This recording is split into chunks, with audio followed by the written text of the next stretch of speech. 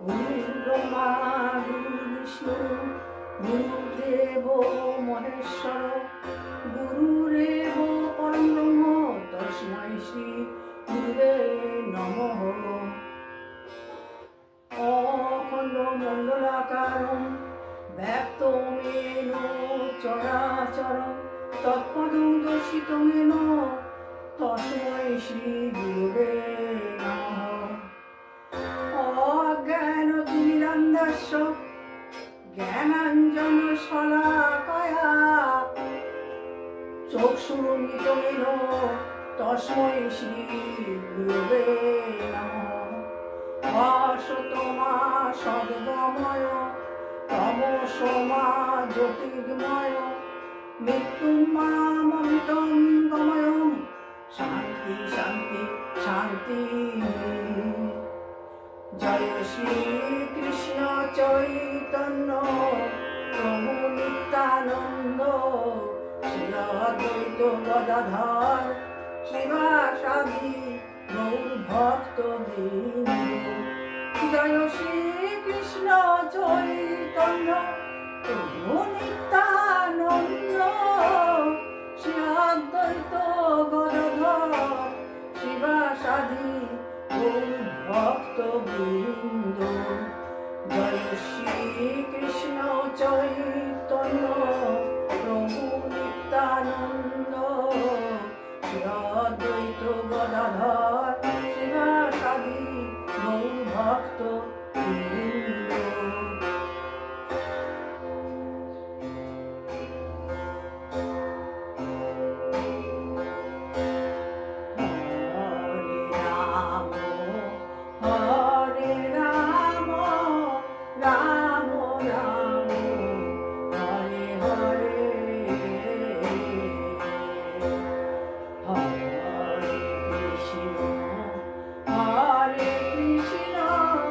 কৃষ্ণ কৃষ্ণ হরে হরে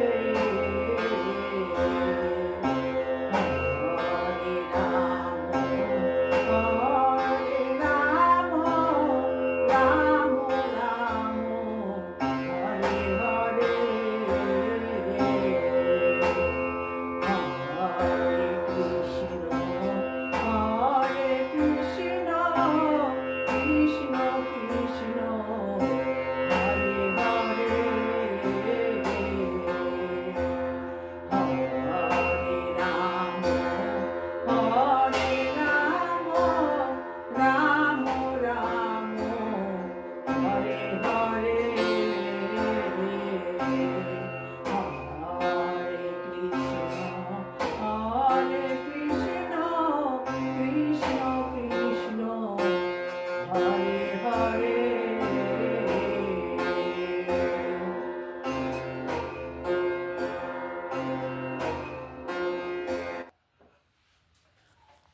নমস্কার বন্ধুগণ, আমার অমানিভা মুখার্জি ব্লগ হরিকথা চ্যানেলে তোমাদেরকে সবাইকে স্বাগত জানাচ্ছি। তোমাদের সকলের মঙ্গল হোক, তোমরা সবাই সুস্থ থাকো, সুখে থাকো এবং আনন্দে থাকো। আমি ভাগবত কথা বলছি। আজকে আমার ভাগবত কথা হলো সকাম কর্মের প্রকৃতি। আজকের আলোচিত বিষয় হচ্ছে সকাম কর্মের প্রকৃতি। ভগবান শ্রীকৃষ্ণ তার প্রিয় শিষ্য উদ্ধবকে এই সকাম কর্মের প্রকৃতি কি সেই তিনি বর্ণনা করছেন। পরমেশ্বর ভগবান বললেন, আমার কাছে পূর্ণ আশ্রয় নিয়ে আমি যেভাবে বলেছি সেইভাবে ভক্তিমূলক সেবায় সযত্নে মনোনিবেশের মাধ্যমে বর্ণাশ্রম প্রথা নামে অভিহিত সামাজিক ও বৃত্তিমূলক ব্যবস্থার মধ্যে কোনো প্রকার ব্যক্তিগত বাসনা বর্জন করে মানুষকে জীবনযাপন করতে হবে।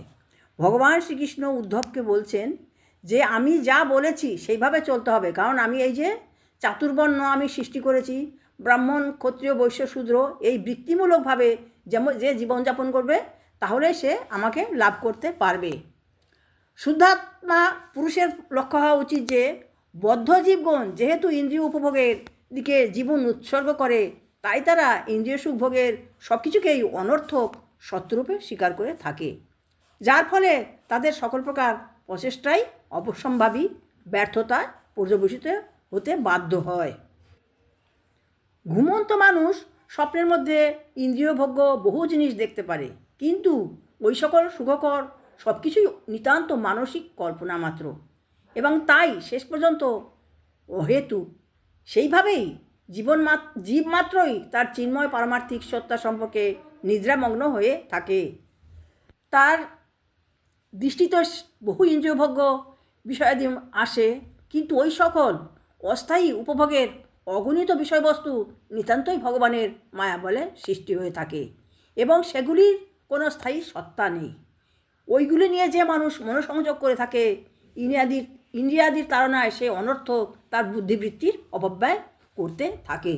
জীবনের একমাত্র লক্ষ্যরূপে আমাকে দৃঢ়ভাবে মনের মধ্যে যে স্থান দিতে পেরেছে, তার পক্ষেই ইন্দ্রিয় উপভোগের সকল কাজকর্ম বর্জন করা উচিত, এবং তার পরিবর্তে বিধিবদ্ধ নিয়মনীতি অনুসারে উন্নতি সাধনের জন্য কাজ করা কর্তব্য। অবশ্য যখন আত্মার পরম তত্ত্ব সম্পর্কে মানুষ যথার্থ অনুসন্ধিৎস হয়, তখন তাকে সকাম কর্ম সম্পর্কিত শাস্ত্রীয় অনুশাসনগুলির আর পালন করার প্রয়োজন হয় না। জীবনের পরম লক্ষ্যরূপে আমাকে যে স্বীকার করেছে, তার পক্ষে পাপ কর্মাদি পরিহার সংক্রান্ত শাস্ত্রীয় অনুশাসনগুলি অবশ্যই নিষ্ঠা ভরে পালন করা উচিত, এবং যথাসম্ভব সুচিতা রক্ষার মতো সামান্য বিধিনিষেধগুলো প্রতিপালন করা প্রয়োজন। অবশেষে মানুষকে অবশ্যই কোনো পারমার্থিক সদ্গুরুর সমীপবর্তী হতে হবে, যিনি আমার মতোই সর্বজ্ঞানে গুণান্বিত, যিনি প্রশান্ত এবং যিনি পারমার্থিক দিব্য চেতনার মাধ্যমে আমা থেকে অভিন্ন। পারমার্থিক সদ্গুরুর সেবক অর্থাৎ শিষ্যকে অবশ্যই মিথ্যা অহমিকা মুক্ত হতে হবে, এবং কখনোই নিজেকে সকল কর্মের কর্তা বিবেচনা করা চলবে না। তাকে সকল সময়ে কর্মদক্ষ এবং নিরলস হতে হবে, আর তার স্ত্রী পুত্র পরিবার গৃহ সমাজ সকল বিষয়ে মমতাশূন্য প্রভুত্ব বোধহীন হওয়া প্রয়োজন। তার পারমার্থিক গুরুর প্রতি প্রেমময় শোকভাবাপন্ন হতে হবে, এবং কখনোই বিভ্রান্ত বা বিপদগামী হলে চলবে না। সেবক তথা শিষ্যরূপে তাকে পারমার্থিক উপলব্ধির পথে অগ্রসর হতে হবে। কারো প্রতি ঈর্ষান্বিত হলে চলবে না, এবং স্বল্পভাগ হওয়া উচিত, এবং বলছে সে কারো প্রতি অগ্রসর হবে না এবং ঈর্ষান্বিত হবে না, এবং সে কথা কম বলবে। জীবনের সকল পরিবেশের মধ্যেই মানুষকে আপন যথার্থ শুভ স্বার্থের প্রতি যত্নশীল হতে হয়, এবং সেই উদ্দেশ্যেই স্ত্রী পুত্র পরিবার পরিজন ঘর সংসার জমিবাড়ি আত্মীয় স্বজন বন্ধুবান্ধব ধনসম্পদ এবং সব কিছুই থেকেই অনাসক্ত থাকা প্রয়োজন। আগুন যেমন দহনের মাধ্যমে আলোক প্রদান করে, অথচ তা দাহ্য কাঠ থেকে ভিন্ন, তবুও কাঠ দহনের মাধ্যমে উজ্জ্বল প্রদান করে, তেমনি শরীরের মধ্যে যে দর্শক রয়েছে তা আত্মজ্ঞান সম্পন্ন চিন্ময় আত্মা, এবং তা জড় শরীর থেকে ভিন্ন হলেও চেতনার দ্বারা সঞ্জীবিত হয়ে রয়েছে। তাই চিন্ময় আত্মা এবং শরীর ভিন্ন সত্তাদি বিশিষ্ট এবং ভিন্ন বৈশিষ্ট্য সম্পূর্ণ।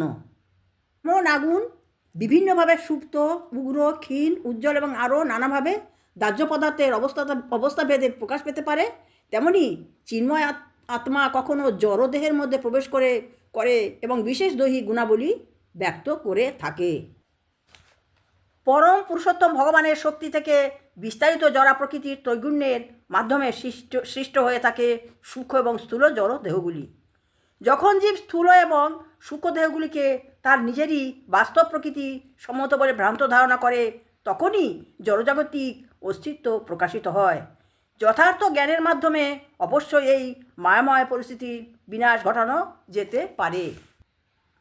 সুতরাং জ্ঞান অনুশীলনের মাধ্যমে মানুষকে তার অন্তরে বিরাজমান পরম পুরুষোত্তম ভগবানের উপলব্ধি অর্জন করতে হবে। ভগবানের শুদ্ধ পারমার্থিক দিব্যসত্তা উপলব্ধির মাধ্যমে জড়জগৎটিকে স্বতন্ত্র বাস্তব সত্তারূপে ভ্রান্ত ধারণা ক্রমশ বর্জনের চেষ্টা করা উচিত। পারমার্থিক গুরুদেবকে যজ্ঞাগ্নিতে ব্যবহৃত অরণি কাষ্ঠের আদি কাষ্ঠ স্বরূপ মনে করা উচিত। শিষ্যকে সর্বোপরি জ্বালানি কাষ্ঠ এবং গুরুদেবের উপদেশাবলীকে এই দুইয়ের মাঝে অবস্থিত তৃতীয় সন্ধি কাষ্ঠরূপে বিবেচনা করা চলে। শ্রী গুরুদেবের কাছ থেকে প্রদত্ত পারমার্থিক জ্ঞান শিষ্যের কাছে আসে যেন যজ্ঞের উপর নিচে কাষ্ঠের সংঘর্ষজনিত আগুনের মতো, যে আগুন অজ্ঞানতার অন্ধকার পুড়িয়ে ছাই করে দেয়, ফলে গুরু ও শিষ্য অপার আনন্দ লাভ করেন। সুদক্ষ পারমার্থিক গুরুদেবের কাছ থেকে বিনীতভাবে শ্রবণের মাধ্যমে সুদক্ষ শিষ্য শুদ্ধ জ্ঞান বিকশিত হওয়ার ফলে জড়া প্রকৃতির ত্রৈগুণ্য থেকে উৎপন্ন জড়জাগতিক মায়া অতিক্রম প্রতিরোধ করতে পারে। অবশেষে এই শুদ্ধ জ্ঞান আপনা হতে নিঃশেষিত হয়ে যায়, যেভাবে জ্বালানি কাঠ শেষ হয়ে গেলে আগুনও নিভে যায়। ভগবান শ্রীকৃষ্ণ বললেন, হে উদ্ধব, এইভাবে তোমার কাছে আমি শুদ্ধ জ্ঞানের ব্যাখ্যা করেছি। অবশ্য কিছু দার্শনিক আছেন যারা আমার সিদ্ধান্তের বিরোধিতা করে থাকেন। তারা বলে থাকেন যে সকাম কাজকর্মে নিয়োজিত থাকাই জীবের স্বাভাবিক অবস্থা এবং তারা জীবকে তার নিজের কর্ম থেকে উপলব্ধ ও সুখ দুঃখের ভোক্তা বলে মনে করে থাকেন। নমস্কার বন্ধুগণ, আমি আমার হরিকথা এখানেই শেষ করলাম। তোমাদের সকলের মঙ্গল হোক। তোমরা সবাই পরিবার পরিজন নিয়ে খুব সুখে শান্তিতে থাকো। ভগবান শ্রীকৃষ্ণ তোমাদের সকলকে সর্বদা রক্ষা করুন, এই কামনা করি। বন্ধুগণ, আমি ভগবানের কথা বলি। আমি যখন ভগবানের কথা বলি সেই আনন্দ সবাই পাবে, আত্মায় আনন্দ পাবে। কোনো জিহ্বায় বা অন্য কিছুতে আনন্দ পাবে না। যেমন রান্নার ভিডিও করলে সবাই নানা রকমের মাছ রান্না করছে, 4 রকমের মাছ, 5 রকমের মাংস এভাবে রান্না করে সবাইকে দেখাচ্ছে এবং খাচ্ছে বসে বসে, সে ভিডিও সবাই দেখে। কিন্তু আমার এই ভিডিওতে কোনো রসনা তৃপ্তি নেই, এখানে আছে শুধু অন্তরের তৃপ্তি। যারা কৃষ্ণ নামে সবসময় থাকে তারাই শুধু এই ভাগবত কথায় শান্তি পাবে এবং আত্মতৃপ্তি লাভ করবে। তোমরা আমার এই ভাগবত কথা শুনবে এবং আমাকে সমৃদ্ধ করবে। আমি জানি না, তোমাদের যদি পছন্দ নাও হয় তাও তোমরা আমাকে একটা ডিসলাইকও করে দিও। এটাই তোমাদের কাছে আমি বলি। তোমাদের সকলের মঙ্গল হোক। তোমরা সবাই সুস্থ থাকো, সুখে থাকো, আনন্দে থাকো, এই কামনা করি। ওম হরি ওম তৎসৎ, ওম হরি ওম তৎসৎ, ওম হরি ওম।